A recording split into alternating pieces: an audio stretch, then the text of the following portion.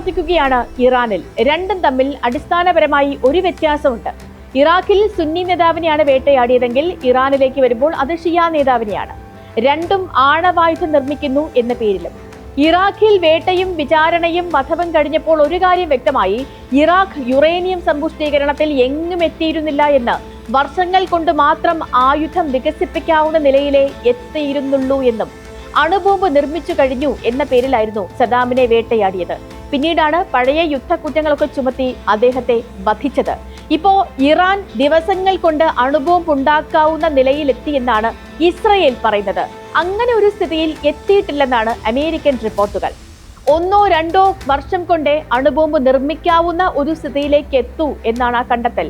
പിന്നെ എന്തിനാണ് ആയത്തുള്ള അലി ഖമനയിയോട് കീഴടങ്ങാൻ ആവശ്യപ്പെടുന്നത്? ഇനി ആ രാജ്യം അണുബോംബ് ഉണ്ടാക്കിയാൽ തന്നെ രാജ്യത്തിന്റെ നേതാവിനെ വധിക്കുന്നത് എന്തിന്? അങ്ങനെയെങ്കിൽ എന്തുകൊണ്ട് ഇസ്രയേൽ ആണവ നിർവ്യാപന കരാറിൽ ഒപ്പിടാത്തത്? ഇസ്രയേലിന്റെ കൈവശവുമില്ലേ വെളിപ്പെടുത്താത്ത അണുബോംബുകൾ?